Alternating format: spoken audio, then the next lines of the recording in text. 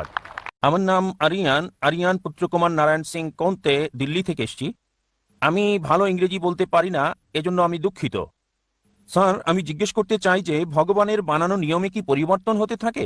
আমি এজন্য জিজ্ঞেস করছি যে ইসলাম ধর্মে বলা হয় যে মানুষের কখনো পুনর্জন্ম হয় না, আর শ্রীমদ্ ভগবত গীতাতে শ্রীকৃষ্ণ অর্জুনকে বলেছিলেন, হে পৃথিবীর মানুষ, জানমানের সবাই কয়েকবার জন্ম নেয়, হয়তো তোমার জানা নেই যে আমার কয়েকবার জন্ম হয়ে গেছে। আমি প্রথমে গীতাতে যে জ্ঞান দিয়েছিলাম তা প্রথমে মানুষকে দিয়েছিলাম, যাকে আপনারা সবাই নূহ আলাইহিসসালাম হিসেবে চিনে থাকেন। আবার পরের বার বলছে যে আমি সূর্যদেবকে এই জ্ঞান দিয়েছিলাম, এখন আমি আপনাকে এটা দিচ্ছি। তাহলে স্যার, আপনি কি বলতে পারেন যে মানুষের কি পুনর্জন্ম হয় নাকি হয় না? সময়ের সাথে সাথে কি ভগবানের দেওয়া নিয়মের কোনো পরিবর্তন হয় কিনা আমি জানতে চাই। ভাই দুটো প্রশ্ন করলেন। প্রথম প্রশ্ন হচ্ছে সর্বশক্তিমান ঈশ্বরের আইন এবং শিক্ষার মধ্যে কোনো পরিবর্তন করা যায় কিনা, পরিবর্তন হতে পারে কিনা। আর দ্বিতীয় প্রশ্ন, একজন মানুষ দ্বিতীয়বার জন্মাবে কিনা, পুনর্জন্ম হবে কিনা। আর একটা উদ্ধৃতি দিলেন গীতা থেকে, এটা দিয়ে পরে বলবো। এবার আসুন আপনার প্রথম প্রশ্নে, ঈশ্বরের বিধান পরিবর্তন হয় কিনা। যদি ঈশ্বরের বিধানটার সময় সংশ্লিষ্ট হয়ে থাকে, যদি সেটা নির্দিষ্ট একটা গোত্রের মানুষের জন্য হয়, নির্দিষ্ট সময়ের জন্য হয়, তবে এটা পরিবর্তন হয়। যেমন ধরেন, আমি আলোচনায় বলেছি তাওরাত, জাবুর, ইনজিল সবগুলোই সর্বশক্তিমান ঈশ্বর প্রেরিত, তবে সেগুলো ছিল একটা নির্দিষ্ট গোত্রের লোকদের জন্য, একটা নির্দিষ্ট সময়ের জন্য। কিন্তু ঈশ্বরের সর্বশেষ এবং চূড়ান্ত নাজিল হওয়ার পর কোনো কিছু যুক্ত করা যাবে না, কোনো কিছুই বাদ দেওয়া যাবে না। কোরআন হচ্ছে সর্বশক্তিমান আল্লাহর সর্বশেষ এবং চূড়ান্ত বার্তা। আর কোনো ওহী নাজিল হবে না। নবী মুহাম্মদ সাল্লাল্লাহু আলাইহি সাল্লাম হলেন সর্বশেষ এবং চূড়ান্ত নবী, আর কোনো নবীও আসবেন না। আল্লাহ বলেন সূরা আহজাব অধ্যায় 33 আয়াত 40, মা কানা মুহাম্মাদুন আবা আহাদিম মিন রিজালিকুম ওয়ালাকিন রাসূলুল্লাহ ওয়া খাতামুন নবিয়্যিন ওয়া কানা আল্লাহু বিকুল্লি শাইইন আলিমা। যে মুহাম্মদ সাল্লাল্লাহু আলাইহি সাল্লাম কোনো পুরুষের পিতা নন, তবে তিনি আল্লাহর রাসূল এবং নবীদের সিলমোহর। আর আল্লাহ সর্বজ্ঞ সর্বজ্ঞানী। নবী মুহাম্মদের পর যদি কেউ বলে সে আল্লাহর নবী, তার কাছে ওহী আসে, তার মানসিক চিকিৎসা দরকার। নবী মুহাম্মদ সর্বশেষ এবং চূড়ান্ত নবী। কোরআনের পর আর কোনো ওহী আসবে না, এই কথা কোরআনে স্পষ্ট বলছে সূরা মাইদা অধ্যায় 5 আয়াত 3। আজ তোমাদের জন্য আমার দিনকে পূর্ণ করলাম এবং জীবন বিধান হিসেবে দিলাম ইসলাম, আর আমার অনুগ্রহ পূর্ণ করলাম। যখন ধর্ম পরিপূর্ণ করা হয়েছে তখন নতুন কোনো কিছু যুক্ত করা যাবে না, কিছু বাদও দেওয়া যাবে না। আপনার প্রশ্নে হ্যাঁ, পুরাতন ওহী পরিবর্তন হতে পারে, তবে মূল বার্তা প্রথম ওহী থেকে শেষ ওহী পর্যন্ত তাওহীদ সম্পর্কে, আল্লাহর একত্ববাদ সম্পর্কে এক। তাই সব গ্রন্থই যেগুলো কোরআনের আগে এসেছে সেগুলো আসল রূপে আর নেই। মানুষ সেগুলোকে পরিবর্তন করে দিয়েছে, কারণ সেগুলো সর্বকালের জন্য নয় এবং আল্লাহ সেগুলো সংরক্ষণ করার প্রয়োজন মনে করেননি। এবার যদি কোরআনের ব্যাপারে বলেন, আল্লাহ বলেছেন সূরা হিজর অধ্যায় 15 আয়াত 9, আমি কোরআন নাজিল করেছি, আমি এর সংরক্ষণকারী। এই কোরআনকে যদি সমগ্র মানবজাতি পরিবর্তন করার চেষ্টা করে, তারা তা পারবে না।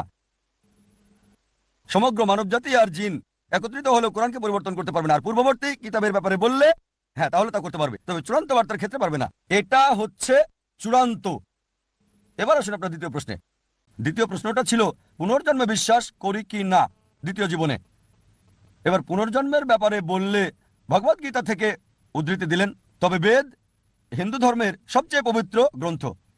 বেদ হচ্ছে প্রথম, এগুলো হচ্ছে শ্রুতি, তারপরে আসে হচ্ছে স্মৃতি। মহাভারতের অংশ হলো ভগবত গীতা। যদি ভগবত গীতা বেশি পড়া হয় বেদের চেয়ে, তবে নির্ভরযোগ্যতার ক্ষেত্রে বেদ হচ্ছে উপরে। বেদ পুনর্জন্ম সম্পর্কে বলছে, পুনর্জন্ম মানে পরবর্তী জীবন। আর যদি কোরআন পড়েন, কোরআন এই কথা বলছে। কোরআন বলছে আপনি পৃথিবীতে আসবেন, তারপর মারা যাবেন, আবার পুনরুত্থিত হবেন। পূর্ণ মানে পরবর্তী, জন্ম মানে জীবন, পুনর্জন্ম। কোথাও বেদ বলছে না জীবন মৃত্যু, জীবন মৃত্যু, জীবন মৃত্যু, কোথাও বলছে না এই কথা, কোথাও বলেনি। ভগবত গীতাও এ ব্যাপারে কিছু বলেনি। আপনি যে উদ্ধৃতিটা দিয়েছেন ভগবত গীতা অধ্যায় 4 অনুচ্ছেদ 22, আমি রেফারেন্সটা দিচ্ছি, এটা ভগবত গীতায় উল্লেখ আছে। হিন্দুদের মতে এটা সর্বশক্তিমান ঈশ্বরের বাণী।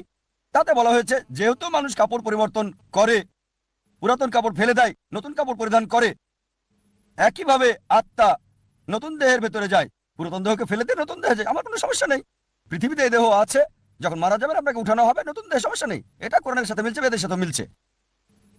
তবে এই দর্শন যেটা বললেন পুনর্জন্মের ব্যাপারে সংস্কৃত ভাষায় বলা হয়েছে সংস্কারা, পুনর্জন্মের থিওরি, জীবন মৃত্যুর থিওরি বলা হয় পুনর্জন্ম, ঠিক?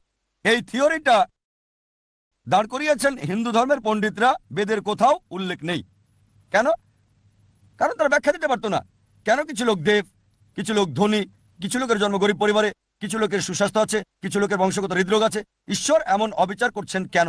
তারা এর কোনো ব্যাখ্যা দিতে পারেনি। তাই তারা একটা দর্শন নিয়ে এলো জীবন মৃত্যুর, কর্ম আর ধর্ম। কর্ম হচ্ছে কাজ, ক্রিয়া, ধর্ম হচ্ছে বিধান।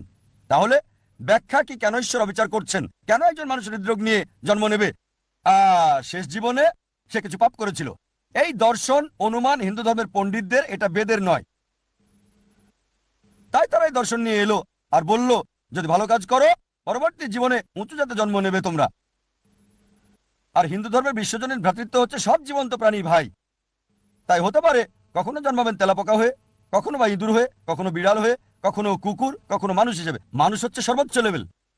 ভালো কাজ করলে উঁচু লেভেলে জন্মাবেন, খারাপ কাজ করলে নিচু জাতে জন্মাবেন। আপনি মানুষ হয়ে জন্মাতে পারবেন 7 বার। কতবার?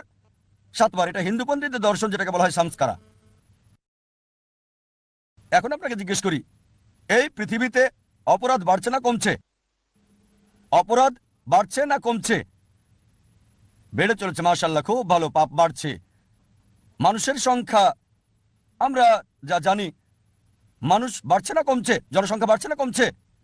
বাড়ছে, মাশাআল্লাহ। এখন পাপও বাড়ছে, মানুষের সংখ্যাও বাড়ছে। যেহেতু পাপ বাড়ছে, মানুষ তো কমার কথা।